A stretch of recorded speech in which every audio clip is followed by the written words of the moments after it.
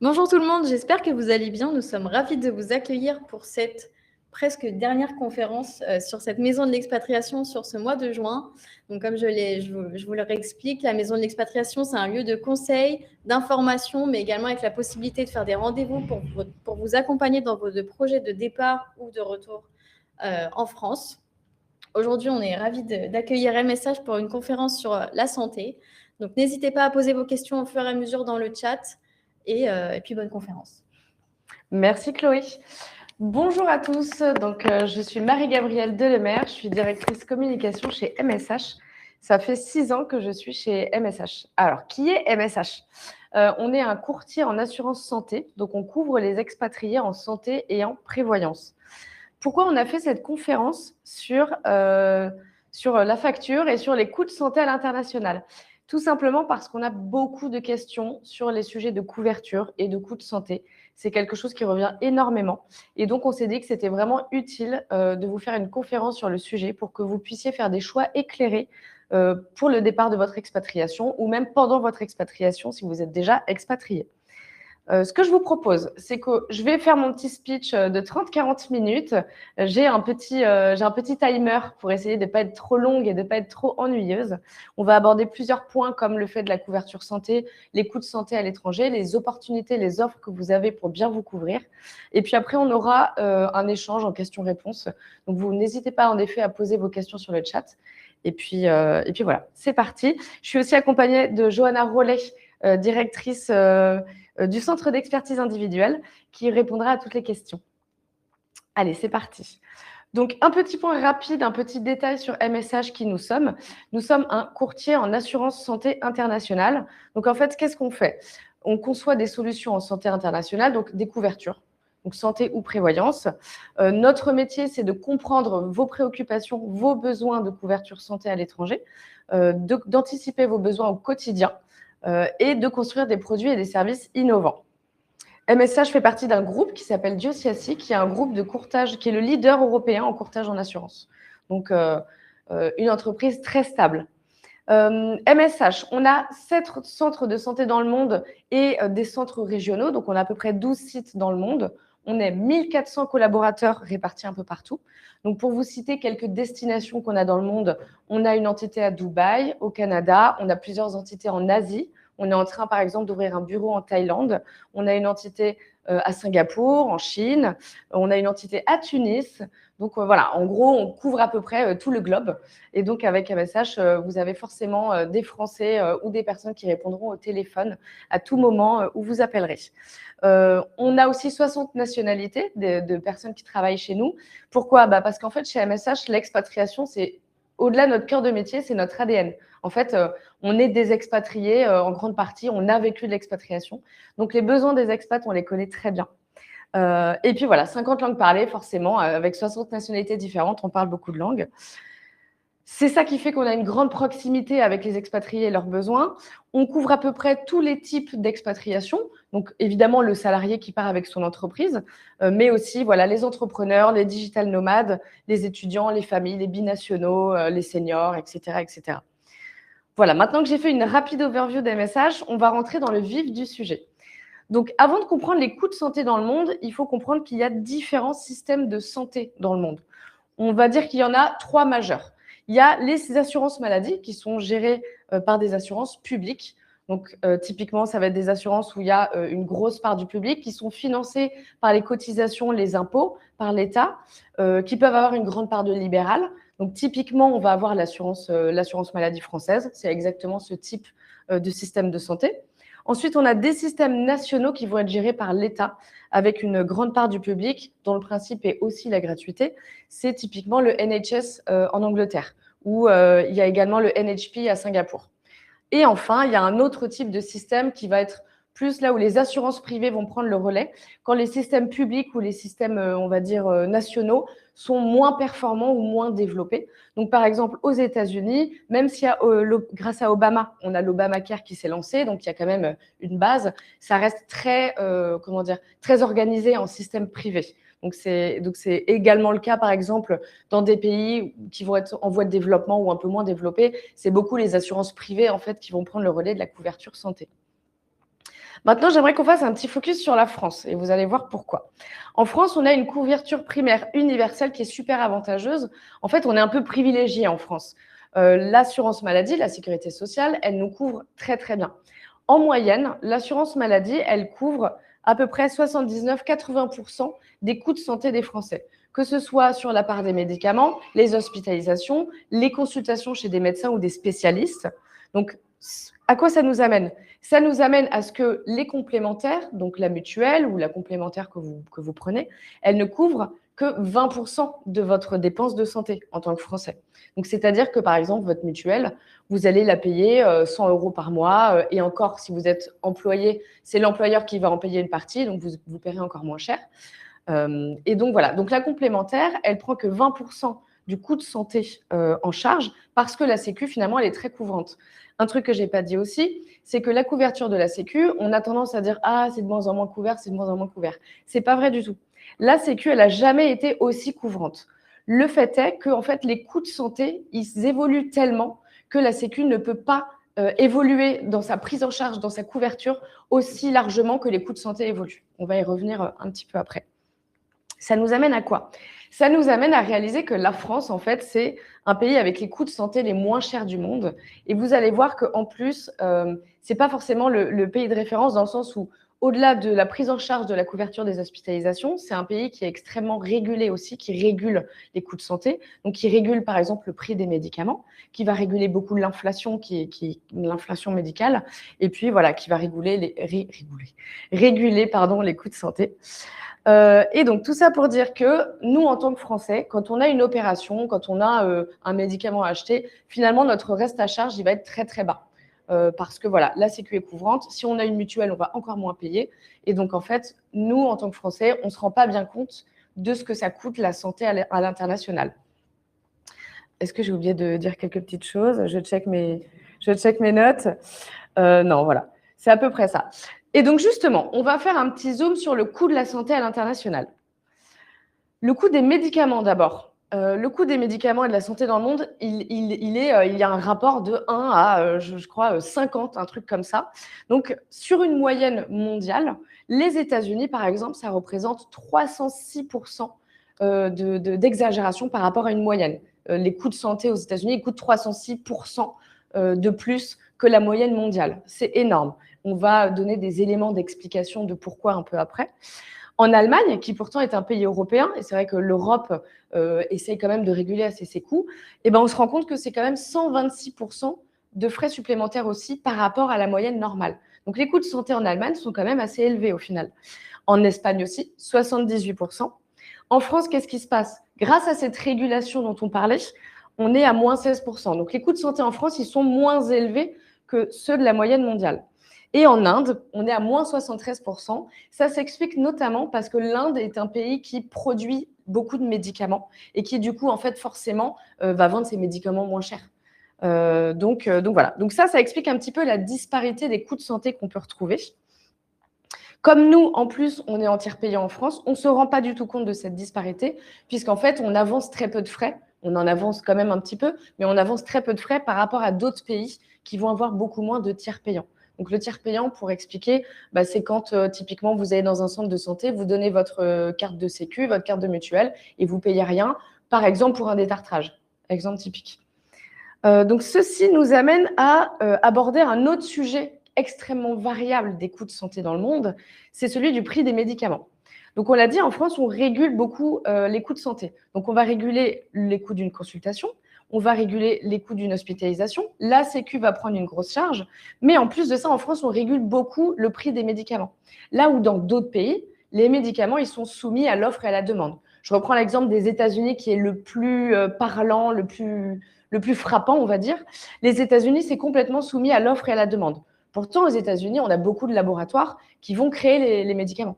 Donc, un petit exemple que j'aime bien donner, qui est un peu à la mode en ce moment, c'est le cas de l'Ozempic. L'Ozempic, c'est un médicament initialement utilisé contre le diabète. Donc, pour traiter le diabète, je connais très bien, puisque typiquement, mon père, par exemple, en prend. Donc, c'est un cas de figure en plus qui me touche beaucoup. Donc, l'Ozempic, c'est utilisé contre le diabète. il n'y a pas très longtemps, on a découvert l'Ozempic pour lutter contre le poids ou l'obésité. Les stars se l'arrachent. Donc, vous avez sûrement vu passer sur les réseaux et tout des exemples de ça. Et qu'est-ce que ça a provoqué? En fait, ça a provoqué une pénurie d'Ozempic. Et donc, ce qui s'est passé, c'est que dans certains pays, le prix de l'Ozempic a explosé. C'est le cas, par exemple, aux États-Unis, où un stylo d'Ozempic peut coûter 680 à 1850 euros, par exemple. J'ai fait la traduction des dollars en euros. On peut voir qu'au Mexique, ça va coûter environ 240 euros. Aux États-Unis, 206. En Espagne, il y a 2 cas de figure. Si vous le prenez pour le diabète, c'est pris en charge, donc ça va coûter 4 euros. Par contre, si vous ne le prenez pas pour le diabète, ça va coûter 128 euros. Et en France, le prix est fixe. C'est autour de 76 euros. Ça dépend des pharmacies, etc. Mais voilà, c'est à peu près autour de 76 euros. C'est régulé. Et donc, voilà, encore un exemple frappant de la variation des prix des médicaments dans le monde. Un exemple beaucoup plus banal, on va dire, un inhalateur de Ventoline, donc, qui est super utilisé pour tous les asthmatiques. Un inhalateur de Ventoline en France, ça coûte 3,50 euros. Voilà, donc c'est vraiment, on peut le dire, c'est que dalle. Dans d'autres pays du monde, par exemple au Mexique, ça va être 13 euros, au Royaume-Uni, 43, au Japon, 40 à 50 euros, et aux États-Unis, 46 euros. Donc, on a un rapport de 1 à 20 du prix de la Ventoline à peu près dans le monde. Donc, c'est là où on se rend compte vraiment de la disparité énorme de coûts de santé qu'on peut avoir d'un pays à un autre. Alors, une petite question, parce que l'idée, c'est aussi d'avoir un peu d'interaction. Répondez dans le chat si vous avez une idée. Quelqu'un qui a une appendicite, qui se fait opérer, donc une appendicectomie, en gros une ablation de l'appendice, combien ça coûte selon vous en France? Est-ce que vous avez un peu une idée de combien ça peut coûter en France une appendicectomie? 3 000. Pas trop mal, pas trop mal. Est-ce que vous avez une idée? Est-ce qu'on a des 3 000? Ah, il y a des gens qui trichent, qui attendent avant de répondre. Alors, je vais vous le dire, une appendicectomie en moyenne en France, ça coûte 2 250 euros. Ce qui se passe, c'est que la sécurité sociale prend une grosse part de l'opération, donc le patient a à peu près un reste à charge de 300 euros. Donc, pour une hospitalisation, le patient va payer 300 euros. Ce qui se passe, c'est que si la personne a une mutuelle ou une complémentaire, il y a de fortes chances qu'elle ne paye rien du tout, en fait. Donc, voilà comment ça se passe. Maintenant, on va regarder quelques comparatifs du coût d'une appendicectomie un peu partout dans le monde. On a les États-Unis et Singapour, extrêmement violents comme différence. Aux États-Unis, c'est en moyenne, ça reste une moyenne, 25 000 euros. À Singapour, 20 000 euros. On a des pays un peu plus mous. Alors, en Allemagne, encore une fois, c'est pas si peu cher. En Allemagne, c'est quand même 10 000 euros en moyenne une opération, une appendicectomie. On a des pays où ça va être autour de 5 000 euros, comme le Canada, le Brésil, le Japon, et puis après, voilà, l'Espagne. Et puis après, on va avoir les Pays-Bas où c'est dans les 3 200, Maroc, Sénégal, entre 2 et 3 000 euros. Donc, tout ça, c'est une moyenne. Ça va dépendre de si on va dans un hôpital public, de si on va dans un hôpital privé, du choix de la chambre, si on a une chambre partagée pendant sa convalescence, du temps où on va rester à l'hôpital, de si on doit faire des examens complémentaires. Enfin, voilà, ça reste une moyenne. Mais c'est là où on se rend compte que, voilà, même une opération, les coûts de santé sont hyper variables en fonction de là où on se trouve. Et à ça, on ajoute la fameuse inflation médicale dont je vous parlais. Et idem, extrêmement variable dans le monde. Alors, on peut se dire, tiens, l'inflation, elle n'est pas très haute aux États-Unis. Mais c'est normal, parce qu'en fait, les coûts de santé sont déjà tellement exorbitants aux États-Unis qu'ils ne subissent pas l'inflation aussi fort. On va constater, voilà, en Afrique et en Asie que c'est à peu près entre 12 et 13%. En Amérique latine, 10,4%. Et puis l'Europe, c'est autour de 8,9%. Et encore une fois, après, on va rentrer dans chaque pays et c'est très variable selon les pays. Ceci m'amène à vous dire donc que là, à l'international, la santé a un prix et ça fait mal. J'avais hésité entre mettre ce petit poisson fougou, je ne sais pas si vous connaissez, qui dès qu'il se sent menacé sort ses pics, ou un cactus, mais bon, vous avez compris le principe, ça pique un peu. Donc, si on récap, il y a une disparité des systèmes. Évidemment, cette disparité de système, dès le départ, elle induit des différences de coûts. Il y a une disparité de la régulation des prix, qui est liée forcément au système. Il y a une disparité des coûts des opérations, des coûts des hospitalisations. Et puis, en conséquence de tout ça, on a aussi une disparité de l'inflation médicale. Alors, ah oui, et donc globalement, voilà, dans la plupart des pays du monde, comme je vous disais, il y a des prix qui ne sont pas régulés. Il y a des pays qui vont réguler, il y en a d'autres où ça va être l'offre et la demande. Il y a des systèmes publics qui vont être plus ou moins couvrants. Et donc, voilà. Donc, c'est très variable selon le pays où vous allez. Alors, ne paniquez pas, il y a plein de solutions pour vous couvrir quand même. Ça va très bien se passer. Donc, justement, l'idée, c'est qu'on aborde un petit peu toutes ces questions-là. Qu'est-ce que vous avez comme solution pour vous couvrir à l'étranger? Alors, je vais raccrocher. Alors, j'ai perdu ma presse. Attends, excusez-moi, 2 secondes. Petit souci technique. J'ai juste perdu mon affichage de présentation. Je sais pas. Ah, voilà, super, merci. J'ai plus de Mac depuis longtemps. Alors, donc, choix numéro 1. Vous choisissez un système local. Donc, c'est-à-dire qu'en fait, il y a quand même des pays où il y a des systèmes locaux qui fonctionnent très bien, qui peuvent être assez couvrants. Et selon vos besoins, si vous ne voyagez pas beaucoup, si vous êtes en bonne santé, si vous n'avez pas prévu d'avoir d'enfants, si, voilà, selon le pays, le choix du régime local peut être soit obligatoire d'ailleurs, soit tout à fait une bonne solution.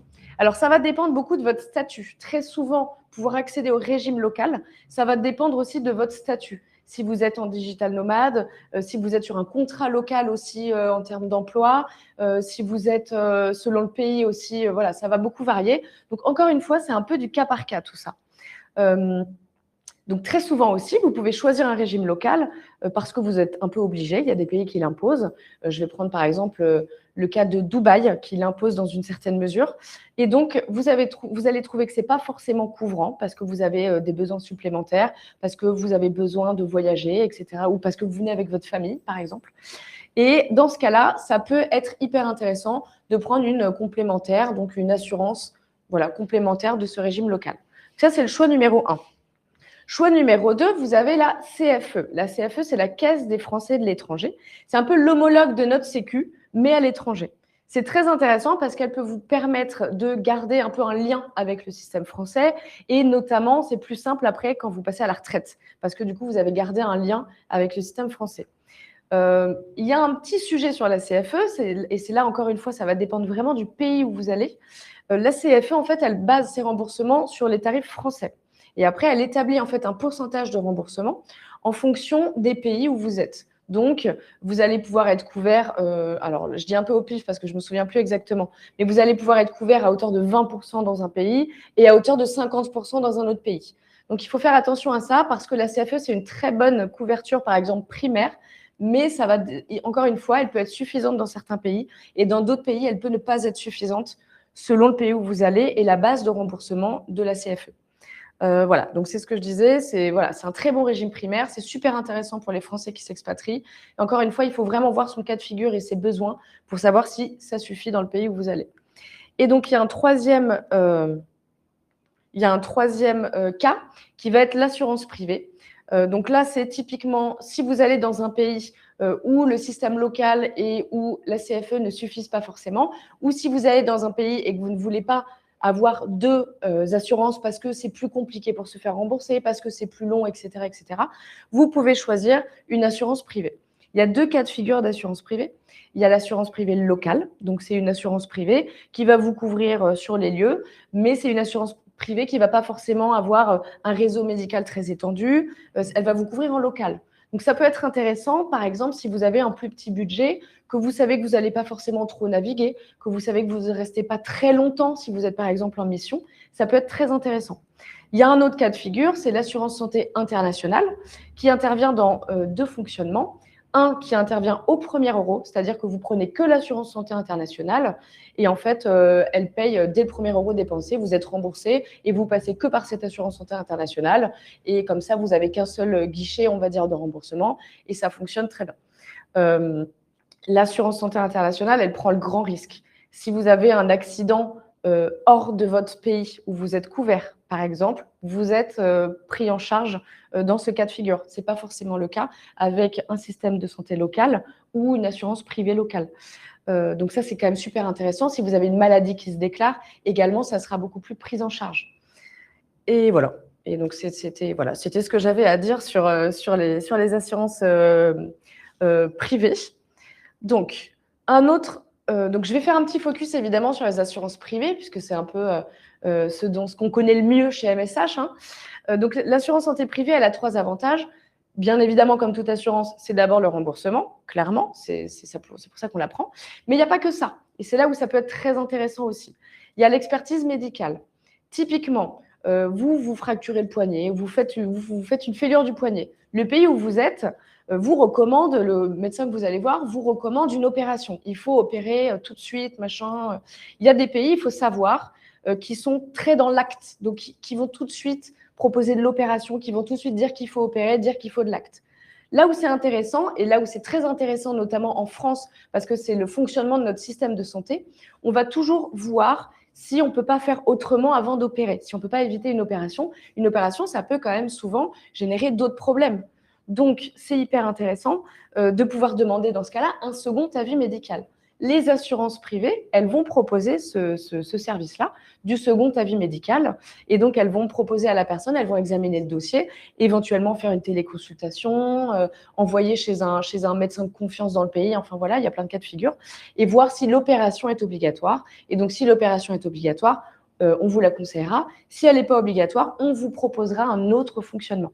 J'avais un cas de figure comme ça d'une personne qui s'était fait mal au golf, qui s'était justement fait mal au poignet au golf en fait. Et donc le médecin conseillait absolument l'opération. Et donc il nous avait appelé parce qu'il n'avait pas envie de se faire opérer parce qu'en fait ça l'immobilisait beaucoup plus longtemps.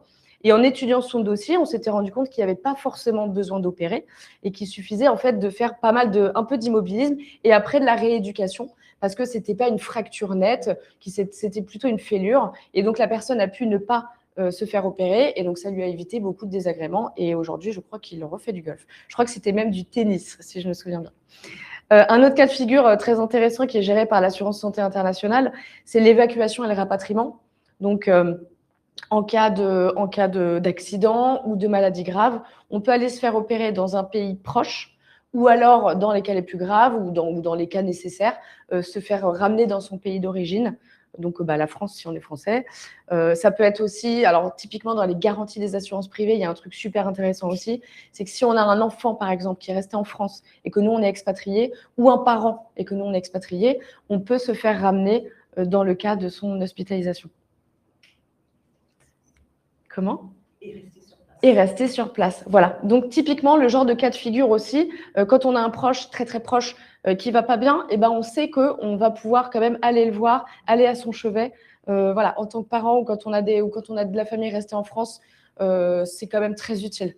Donc, voilà, des cas de figure très intéressants de ce que peut proposer l'assurance privée, l'assurance santé internationale. Je vais faire un petit focus sur comment ça marche. Pourquoi je fais ce petit focus ? Parce que moi, quand j'ai commencé chez MSH, j'étais un peu méfiante, pour être très honnête, et je trouve que c'est hyper intéressant comme partage des assurances. Pour moi, ça ne servait à rien.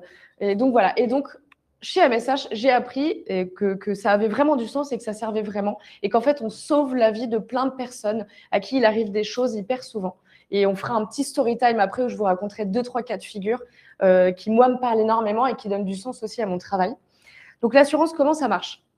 Alors, en fait, ça remonte à l'époque des navigateurs, il y a super longtemps, même à l'époque de la Rome, je crois, où en fait, les navigateurs, ils partaient en mer et il y en avait qui faisaient naufrage.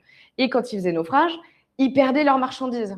Et donc, ils revenaient. Non seulement ils n'avaient plus de bateau, mais en plus, ils étaient endettés parce que c'était leur faute. Enfin, en tout cas, c'était leur responsabilité. Donc, ce qui s'est passé, c'est qu'ils ont décidé de créer un pot commun, donc de la mutualisation du risque, et donc de créer un pot commun. Et donc, chaque navigateur qui rentrait dans ce pot commun mettait une cagnotte, mettait une participation dans le pot. Et donc, quand il y avait un naufrage, ce pot commun allait pour aider en fait le capitaine le bateau qui avait naufragé. Et en fait, c'est de là qu'est née l'assurance. C'est un peu le principe fondateur, on va dire. Et donc, de la mutualisation du risque. Pourquoi je vous explique ça ? Parce que quand vous souscrivez à une assurance, particulièrement santé, on vous pose beaucoup de questions. Par exemple, est-ce que vous fumez ? Est-ce que vous avez déjà été opéré, malade, etc., etc. En fait, tout ça, c'est pour savoir quel risque vous représentez pour que votre participation au risque soit équitable par rapport aux autres qui participent. C'est exactement la raison pour laquelle, typiquement, les fraudes, c'est absolument terrible. Parce qu'en fait, ça fait payer les autres plus pour quelqu'un en fait, qui a profité du système. Donc là, l'idée, c'est vraiment d'être super équitable en termes de mutualisation du risque pour que justement, quand quelqu'un a un problème, on puisse l'accompagner, l'indemniser au maximum. Donc ça, c'est vraiment le principe fondateur de l'assurance.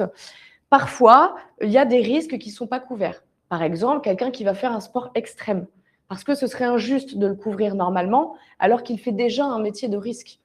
Exemple comme ça, si on a des personnes qui sont déjà malades, elles peuvent rentrer dans l'assurance, mais elles paieront probablement un peu plus cher, parce qu'on sait qu'en fait, elles vont coûter plus cher. Donc, le principe, c'est toujours de pouvoir rester le plus équitable possible avec tout le monde. C'est vraiment comme ça que ça marche. S'il y a 1 ou 2 très gros sinistres et qu'on ne peut pas payer les personnes, qu'on ne peut pas les indemniser, imaginez l'horreur que c'est pour ces personnes-là à vivre. Donc, nous, il faut qu'on puisse être capable de faire ça. Donc, voilà pourquoi je voulais vous parler de l'assurance. C'était vraiment pour que vous compreniez un peu le principe de comment ça fonctionne. Petit récap. Ce qu'il faut retenir, oui, la santé a un coût super variable dans le monde. Voilà, ça c'est vraiment, c'est un précepte, je pense que vous l'avez compris. Selon le pays où vous allez, si vous partez en famille, si vous avez des besoins de santé particuliers, si vous avez des maladies, voilà, du diabète, de l'asthme, etc., tout ça, c'est votre cas de figure à vous, c'est votre profil. Et ça, malheureusement, il n'y a que du cas par cas. Donc, c'est pour ça qu'il ne faut pas rester seul face à la complexité. Il faut vraiment que vous vous fassiez conseiller. Par qui ? Alors, vous pouvez déjà contacter des comparateurs aussi si vous avez besoin, rentrer un peu dans les sujets des garanties, contacter des courtiers. Je vais vous expliquer pourquoi, parce que le courtier, il a un rôle de devoir, c'est un tiers de confiance, le courtier. Il est du côté de l'assuré, le courtier.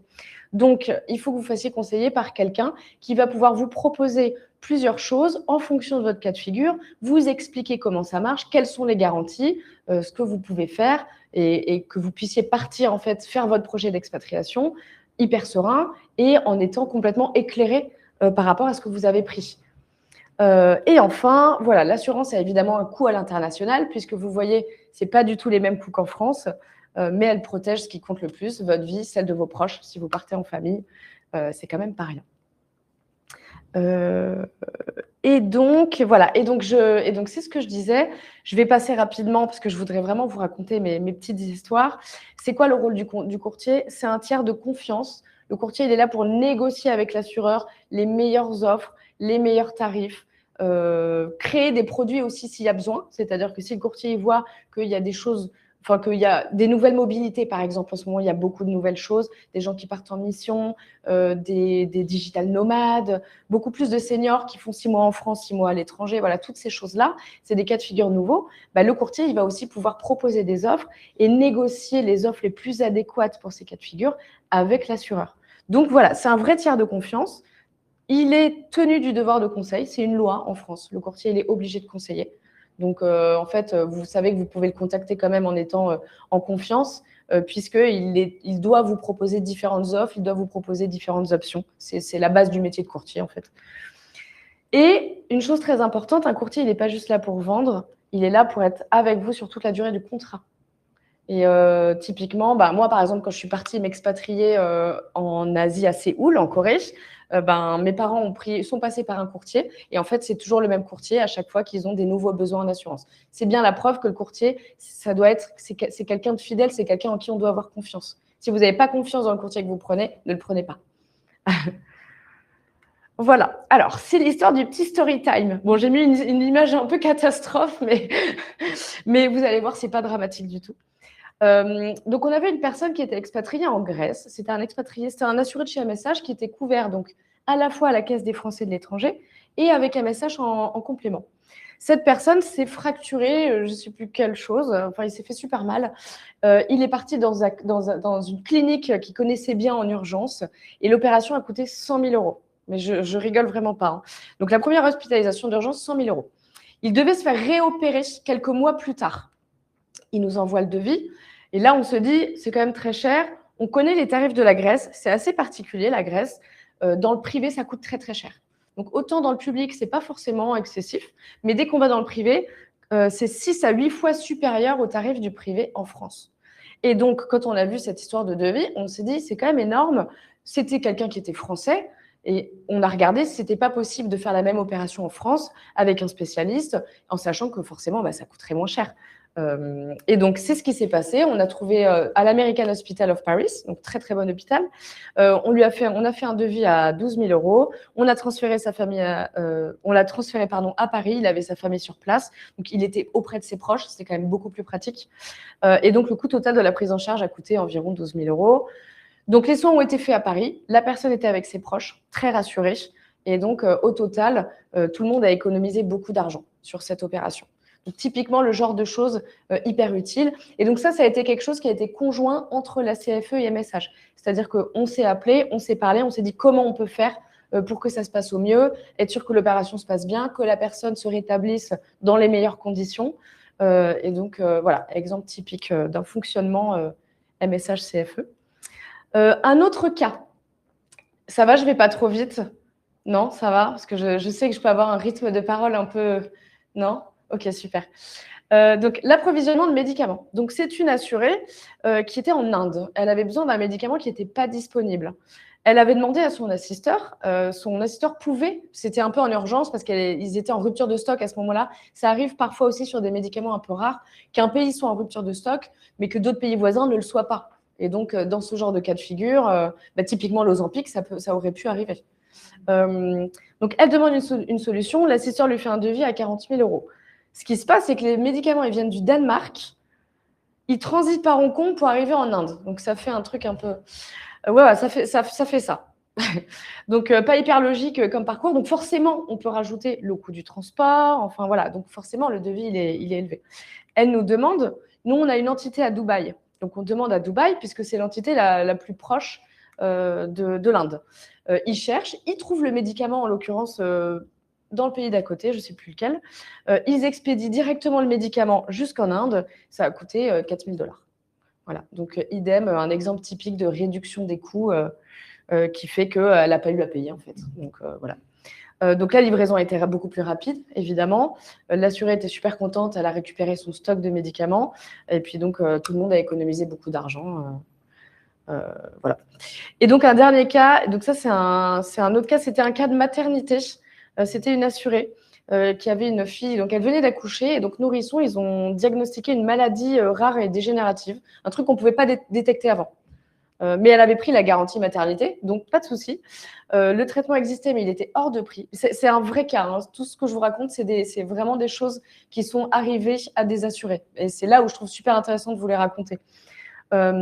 Le coût était hyper cher. Ce qui s'est passé, c'est que justement, typiquement, mutualisation du risque, on n'a pas hésité une seconde, on a pris en charge le coût du traitement. Elle a pu commencer le traitement hyper vite, parce que parfois, des maladies comme ça, il faut commencer le traitement tout de suite pour bloquer la dégénérescence ou la ralentir.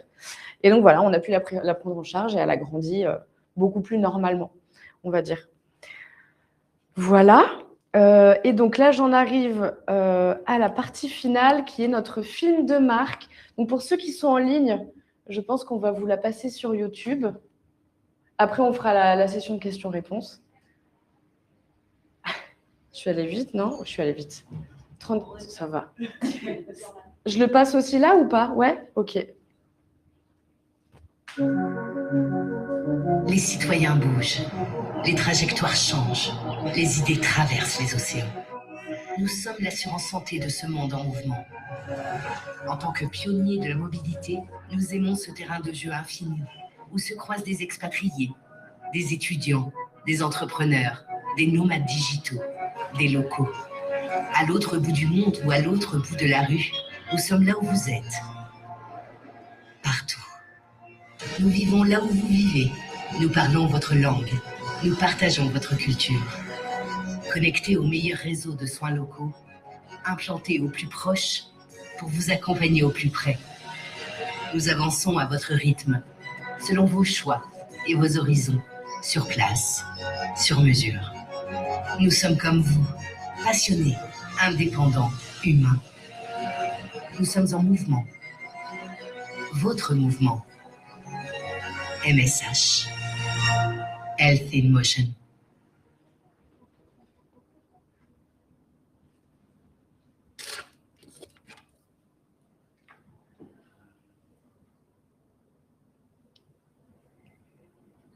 Vous me dites quand c'est bon? Et ben voilà, je pense qu'on est arrivé au bout de cette petite présentation. Du coup, on va passer aux questions-réponses. Je ne sais pas s'il y a eu beaucoup de questions dans le chat. Johanna, je t'invite à me rejoindre. Donc, Johanna, directrice du centre d'expertise de chez MSH. Je vais traiter les questions et puis tu réponds. OK. Allez, parfait. Alors, projet de retraite en Écosse. Est-ce que l'ALD, affection longue durée avec gratuité des médicaments en France, est reconnu au Royaume-Uni? Ouf, on démarre avec une question technique. Très technique. Désolée. Merci. Alors, pour répondre à cette question, je pense que voilà, il faut avoir un peu plus des explications. Mais en général, pour pouvoir continuer à avoir une couverture pour un ALD, il faut cotiser à la CFE. Mais ce que je propose, c'est que la personne qui a posé la question il nous contacte par email ou par téléphone et on sera ravis de lui enseigner sur la situation d'un ALD en expatriation. C'est bon? Merci, Jo. Alors, nous avons Vanessa qui nous dit « L'assurance européenne devrait me rembourser les soins hospitaliers en Italie, mais des fois, elle ne m'aurait rien remboursé. » Ah, alors, ça, c'est pour les personnes qui bénéficient de la carte… la CEM, je pense. C'est ça. Tout à fait. Oui, c'est possible. Et en plus, pour les soins en Europe, avec cette carte-là, souvent, vous devez avancer les frais et se faire rembourser après par la Sécurité sociale française. Et il ne faut pas oublier aussi que la Sécurité sociale base le remboursement sur leur base de remboursement. Italie, c'est un pays beaucoup plus cher en termes de frais médicaux que la France. Donc, forcément, il n'y aura pas une couverture à 100% pour les soins en Italie. Donc, il faut juste retenir que l'Italie, ce n'est pas une couverture à 100% avec la Sécurité sociale française et vous êtes obligé d'avancer les frais pour ensuite se faire rembourser. C'est risqué, j'ai envie de dire. Donc, pareil, contactez-nous si vous souhaitez échanger sur une proposition, une couverture santé au premier euro. En fait, la CEM, c'est bien pour dépanner quand on voyage en Europe, oui. Mais c'est pas bien pour la longue durée. Voilà, c'est pas une solution pérenne. C'est vraiment du dépannage sur quelques soins, de l'opération, enfin voilà, de l'hospitalisation. Mais si vous êtes expatrié là-bas, peut-être réfléchissez à un autre système de couverture. Alors, nous avons Franck qui nous dit « Mon fils part 6 mois étudier dans une université privée de Montevideo, Uruguay. Quelle assurance me recommandez-vous ?»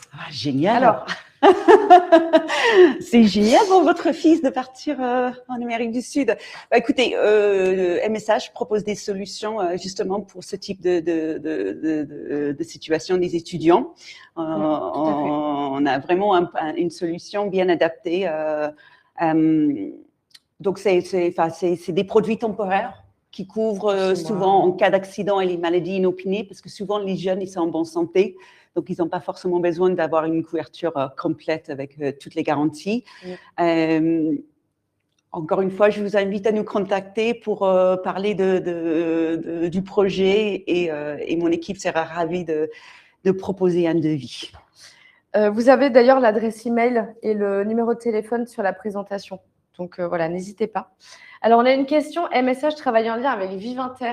Bien sûr, parce que ça fait partie du groupe du OCSI. Donc oui, on travaille en commun avec Vivinter. MSH est-il un courtier ou une mutuelle complémentaire? Alors, bonne question. Nous sommes courtiers et nous proposons des solutions, des couvertures santé, soit en complément de la CFE, soit des assurances complètes au premier euro. Alors, avec quel groupe hospitalier? Alors, attendez, MJ, j'ai une question avec quelqu'un qui est en… Est-ce qu'elle peut être complémentaire d'une assurance locale qu'on a dans le pays Ça dépend du pays. Oui, ça dépend de la situation. Typiquement, en Suisse, on a une assurance qui est en complément de la LAMAL. Donc, il y a des pays où on est en complément de l'assurance locale, en fait. Certains autres, on ne l'est pas. Et la raison pour laquelle on ne l'est pas, elle est très simple. C'est que parfois, en fait, pour pouvoir être en complément d'une assurance locale, on doit se plier à des règles édictées par le pays qui parfois sont réducteurs en termes de garantie. Je vais donner un exemple très simple. C'est par exemple Dubaï.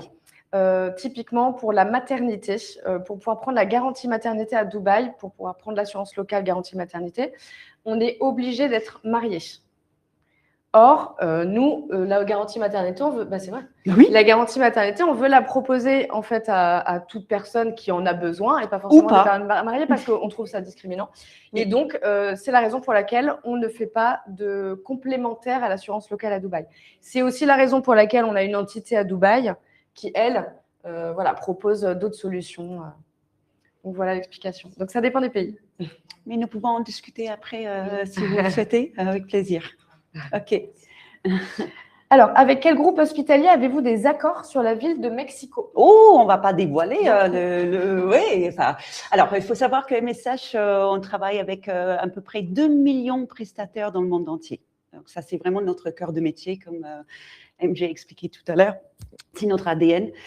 Et du coup, on va dire que la plupart des hôpitaux privés connus, internationaux font partie de notre réseau. Mais une fois que vous serez adhérent chez MSH, vous aurez accès à une liste des hôpitaux, les médecins, les prestataires que vous pouvez contacter et obtenir les prises en charge directement sans avancer les frais. Alors, j'ajouterais même que notre réseau médical est en constante évolution. Ah donc, oui, ce qu'on a, c'est qu'on a des assurés qui nous écrivent pour nous dire, tiens, cet hôpital, il n'est pas dans votre réseau. Donc, nous, ce qu'on fait, c'est qu'on active notre département réseau médical qui soit active ses contacts locaux, soit il se déplace. Et donc, c'est comme ça qu'on négocie des accords avec les hôpitaux. Exactement, justement, pour baisser le tarif. Les tarifs. Voilà. Et donc, dans notre réseau médical, on a un peu différents types de partenaires de santé, de prestataires de santé, pardon. On a ceux avec qui on a des accords très fixes de tiers payants. On a ceux qui sont reconnus, avec lesquels on facilite beaucoup les échanges, la prise en charge, etc. Et puis, on a ceux qui sont dans notre réseau, mais avec lesquels on n'a malheureusement pas réussi à négocier d'accords spécifiques, mais qui sont validés, qui sont safe, et qui sont reconnus, et qui sont où vous pouvez aller sans vous inquiéter. Alors, qui prend en charge le transfert du patient pour le faire arriver en France?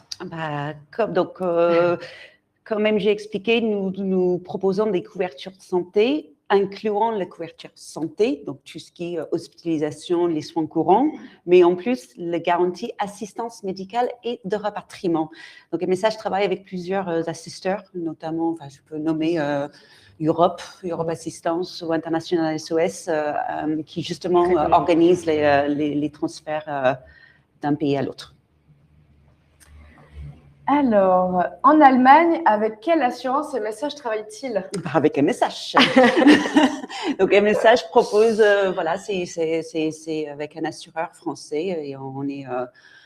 Je sais qu'il y a une histoire de compliance aussi en Allemagne, mais nous avons aussi une entité en Allemagne. BDAE. Oui, BDAE. Donc, si vous souhaitez passer par un courtier local, on peut aussi vous donner leurs coordonnées pour obtenir des informations sur leurs solutions. Est-ce que MSH travaille aussi avec des assureurs privés locaux? Oui. MSH Dubaï, bientôt Thaïlande. MSH Paris. Et Paris. Et puis MSH Canada. Et Chine. Et MSH China. Oui, tout à fait. Et l'objectif, c'est d'aller plus loin et avoir des choix des assureurs internationaux et en local. Alors, on a Bernard qui nous demande quel genre de protection recommandez-vous? Je réside au Vietnam, c'est galère. C'est galère? Oh là là. Ok, écoutez, je peux vous conseiller plein de possibilités, mais pour cela, j'aurais besoin un peu plus d'infos sur votre situation. Si vous êtes français, vous pouvez prendre la CFE ou complémentaire, ou sinon une assurance au premier euro. Et à savoir que MSH lance bientôt un produit pour Thaïlande et l'objectif après ça, c'est une avant-première, je peux annoncer qu'on va aussi lancer un bureau au Vietnam. Donc, je pense qu'on aura aussi une solution locale d'ici 2027. Alors, on a une question de Cécile qui nous demande quels seraient les types de règlements pour l'assurance plus CFE chez vous. Je pense peut-être les Vous pouvez moyens juste de répéter paiement, la question? les types de règlements, Ah, oui, de paiement. je pense. Donc, c'est paiement par carte, paiement par prélèvement, paiement par virement. Et également… Alors, après, peut-être, c'était plus loin dans les guichets uniques, voilà, peut-être. peut-être. Je ne sais pas. Pour le règlement, grâce à un partenariat fidèle avec le CFE, nous avons mis en place un guichet unique pour les assurés à l'étranger. Donc, ça veut dire que l'assuré aura un seul interlocuteur pour tout ce qui est demande de remboursement ou prise en charge. Donc, pas besoin d'envoyer le remboursement à la CFE pour ensuite être remboursé par MSH. Non, vous adressez le tout chez MSH. Donc, c'est quoi les avantages? Un seul interlocuteur et les remboursements des délais de remboursement beaucoup plus rapides. Proposez-vous une assurance internationale pouvant couvrir une famille? Attention, naissance prévue ce mois-ci. Oh, félicitations! Installée en Indonésie. Oui. Après l'accouchement. Ouais. On peut vous proposer une couverture santé pour la famille. Ça, c'est une règle. Toujours pareil, cette histoire de mutualisation du risque, en fait. Ouais. L'assureur applique toujours un délai de carence de 10 mois pour la maternité. Donc, 10 mois pour le moment jusqu'à l'accouchement, c'est 10 mois où la personne n'est pas couverte. Ah oui. Donc, j'espère que la grossesse, l'accouchement, tout va se très bien passer. Puis, si besoin, contactez-nous et puis on sera ravis de vous proposer un contrat famille pour tout le monde en Indonésie. Alors, faut-il prendre l'assurance avant d'arriver au Canada, moi plus ma fille? C'est recommandé. Oui, c'est recommandé. Et puis même, je pense que c'est une obligation pour les visas. Le Canada, ouais. Pour les visas. Ça dépend quel type de visa vous allez partir, mais oui, on vous recommande de prendre une assurance avant. Plus, vous serez tranquille une fois sur place Oui. et vous pourrez vous concentrer sur votre projet à 100%. C'est ça. Alors, est-ce que les primes d'assurance sont moins plafonnées quand les clients deviennent plus âgés ou est-ce qu'elles augmentent de plus en plus sans limite définie? La cotisation est calculée. Il y a plusieurs facteurs. Il y a le pays d'expatriation, le niveau de garantie et l'âge. C'est les 3 facteurs le calcul. Et puis, chaque année, la cotisation augmente. Donc, par rapport à l'âge, au renouvellement. Et aussi, l'histoire de mutualisation, les résultats techniques. L'assureur va aussi récupérer les sinistres, va calculer, c'est très technique, mais si on voit que le contrat se dégrade, en termes, il y a beaucoup plus de sinistres que de cotisations, les cotisations vont aussi évoluer. Et puis, il y a aussi un facteur qui est très important, c'est l'inflation médicale dans le pays.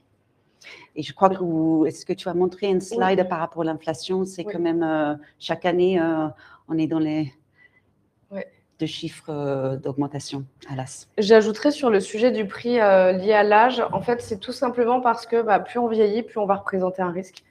Parce que forcément, on va avoir plus besoin d'aller voir son médecin, d'aller voir des spécialistes. Et donc, malheureusement, c'est un des facteurs de risque. Et ça, vous le retrouverez absolument partout. Donc, en effet, c'est un des sujets. Et sur le sujet de l'assureur qui augmente régulièrement les cotisations, c'est là aussi où le courtier intervient pour faire pression pour que l'inflation, on va dire, de la cotisation soit moins importante que si on est en direct avec l'assureur. Ça peut être aussi vraiment utile de passer par un courtier pour ça. Alors, il ne reste plus qu'une. Oh là là. Alors, nous avons Bernard qui nous a répondu. Concernant la réponse, la CFE ne prend en charge toutes les prestations de santé. On nous conseille d'adhérer à une mutuelle. Bernard, il a 70 ans. Il nous demande quelle assurance on lui conseille. Il réside au Vietnam depuis 2012. 70 ans, déjà résident au Vietnam. Déjà, c'est toujours possible parce que MSH propose des assurances. Il faut avoir moins de 75 ans au moment de la souscription. Elle avait du 76e anniversaire. 76e, waouh. Donc, Bernard, moi, je vous propose qu'on programme un rendez-vous pour que je puisse vous adresser les différents types d'offres que nous avons en boutique, si ça vous va. Ok. Y a-t-il d'autres questions? J'ai pas l'impression. Eh bien, merci beaucoup d'avoir assisté à cette petite conférence. On espère que ça vous a donné des éléments de réponse, que ça vous a éclairé, que vous compreniez mieux le fonctionnement de tout ça, parce que c'est vraiment l'objectif. C'est que vous sachiez mieux vous y retrouver. On sait que ce n'est pas un sujet hyper simple, on sait que ça peut être complexe. Et donc, l'idée, c'est que vous sachiez aussi où regarder et par où commencer dans vos recherches de couverture. Voilà. Merci beaucoup. Et, Oui, bien sûr, bien sûr. Allez-y. Oui, on termine le live. Ouais. Oui, bien sûr, avec plaisir. Merci beaucoup.